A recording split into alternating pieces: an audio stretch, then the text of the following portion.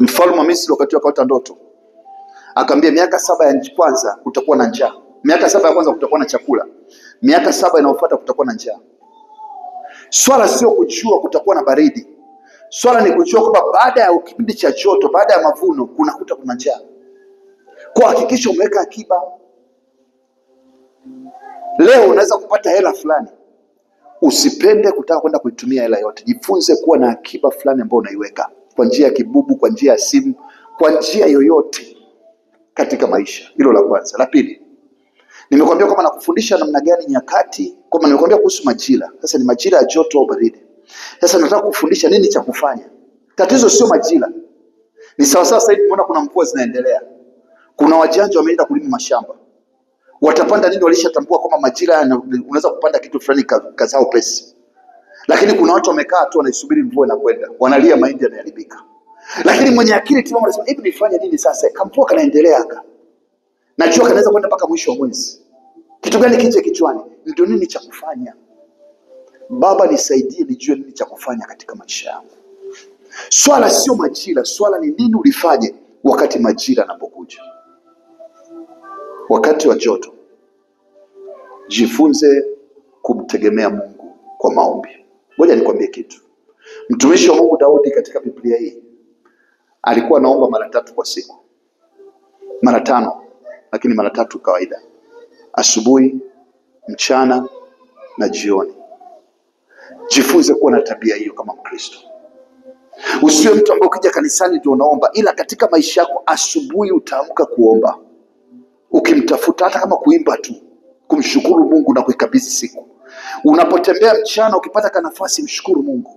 Na jioni hakikisha ukiwa na nguvu kabla hujachoka sana, umepata nafasi ya kuingia chumbani kidogo au sehemu ya kujificha. Siku hizi hata nje unaweza kutoka, ukitembea ukimuomba Mungu na kumshukuru kwa matendo makubwa.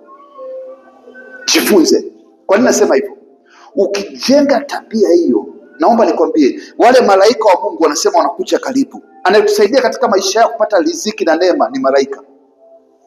Kwa sababu Biblia inasema kwamba ni watendakazi wa Mungu ambao wanatumwa na Mungu. Mungu hashuki mwenyewe. Mambo mengi ambayo yanatokea kwenye miujiza maisha ni malaika wanafanya kazi. Kwa malaika hawezi kukaa sehemu ambayo ni yaovu. Ndio maana kuna mtu mmoja alikuwa amemuomba Mungu kwa ajili ya kuolewa, dada mmoja. Siku hiyo malaika wa Mungu ametoka mbinguni, aliomba siku 7. Akaacha, zikapita miezi, ikapita miezi 6. Akaishi kwenye maisha yake ya dhambi. Siku hiyo malaika anakuja kumletea jibu, akakuta yuko na mwanaume mwingine anafanya uzinzi. Kwa kuomba kwake kukaa bure, kufunga kwake kukaa bure. Ujui siku gani Mungu anakutembelea. Siku ambayo anasema nifanye uharibifu ndio Mungu anakuja kukupa neema. Malaika akija akikuta unafanya mambo yale anaondoka. Anarudi. Mpendwa, maisha yatakuwa magumu kuliko yalivyokuwa mwanzo. Natamani ujue majira na wakati. Kama Mungu anapoleta majibu, jitahidi. Huu siku inawezekana Mungu akanitembelea. Kwa nitembee kwa utakatifu. Hatujui Mungu anakujibu lini. Majira yanapokuwa ya joto, jitahidi kuwa na tabia ya kumuomba Mungu. Na hiyo sio kwa ajili ya tabia ya joto tu. Majira yoyote, iwe mvua, iwe kupanda, iwe kuvuna, tengeneza mfumo wa maisha wa kumuomba Mungu asubuhi, mchana na jioni. Ili malaika wafanye kambi kwenye maisha yako, ili wakusaidie kwa ajili ya mambo magumu katika maisha. Bwana Yesu asifiwe. Hayo ni majira ya kwanza kabisa ambayo ni majira ya joto. Lakini pia kumbuka, wakati kunapokuwa na joto, unapoona mambo yanakuwa magumu. Leo inawezekana umekaa kwenye joto muda mrefu. Unapoona mambo yanakuwa magumu, mkumbushe Mungu. Ni wakati wa kumkumbusha Mungu. Mungu anataka kukumbushwa. Mungu anataka kukumbushwa ahadi zake. Anasema njoo tusemezane, ili haki yako iweze kuipata. Lakini pia majira ya joto, jitahidi kutokaa bila kufanya shughuli yoyote. Jitahidi kuwa na kitu ambacho unakifanya. Majira ya 5 ni majira yanaitwa majira ya baridi. Majira ya 6 samani. Majira ya baridi katika maisha ya mwanadamu ni majira magumu sana. Ni kipindi ambacho ni kigumu sana. Hata Bwana Yesu akasema kukimbia kwenu kusio wakati wa baridi. Lakini mtu aliyejiandaa, unajua, ngoja nikwambie kitu. Ukiwa na gari, Mungu atakupa gari hata kama una leo. Bwana Yesu asifiwe. Wanakwambia kuna joto sana, wewe unawasha kiyoyozi. Bwana Yesu asifiwe. Wanakwambia kuna baridi sana, wewe unawasha joto.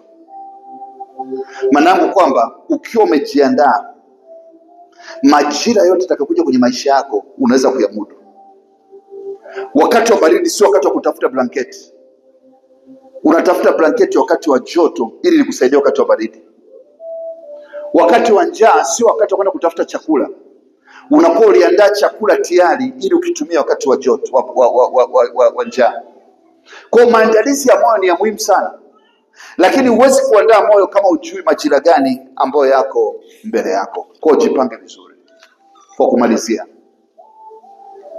Biblia inasema kadri inchi dumuvo, kitabu cha Mwanzo 8:22, majira ya kupanda na kuvuna, majira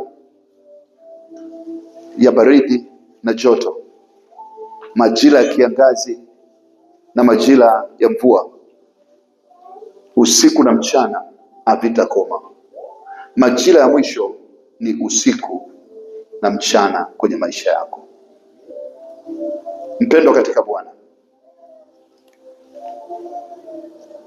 juzi kuna mtu mmoja ametoka kwenye gazeti Kenya, ana miaka 65, ndio ameingia darasa la kwanza. Sijui atasoma mpaka la ngapi. Bwana Yesu asifiwe. Ana miaka 65, anakaa kwenye vidawati vile vya watoto. Sijui anakaaje. Unajua madawati ya watoto wa darasa la kwanza? Wangapi wanayajua? Bwana Yesu asifiwe. Amekaa nao pale, amempiga na picha. Sasa sijui mpaka anafika la 7 atakuaje. Nina maana gani? Wakati wa majira yake ulipokuwa mchana, alikuwa anacheza muziki. Wakati wa majira yake ulipokuwa mchana, alikuwa anakimbia shule. Wakati wa majira yake ulipokuwa mchana, akiambiwa asome alikuwa anacheka. Usiku umekuja, ndio anatafuta blanketi. Ndio anaingia darasani kutaka kusoma. Ajui kuandika na miaka 65. Ajui kuhesabu, anajua kuhesabu hela tu. Majira yameshapita. Natamani wengi mnaona mchana. Tumia mchana kujenga msingi, kwa sababu unakuja usiku ambao huwezi kufanya kazi. Na naposema usiku sio maana yake ni uzee. Kwamba msimu fulani ukishapita, mfano wale waliopanda mazao, ikishatoka mwezi wa 5 wa 6 umeshapita hapa, huwezi kupanda tena mazao.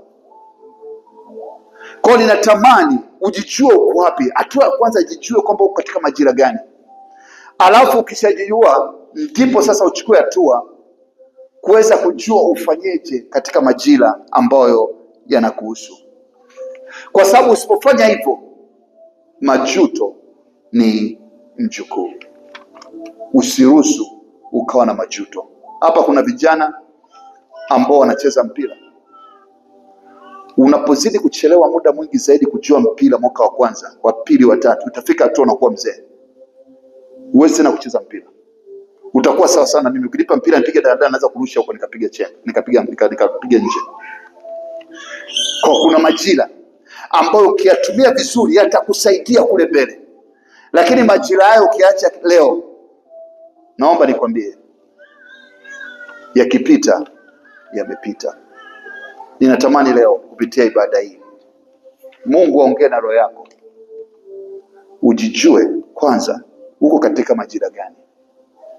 La pili, unafanya nini?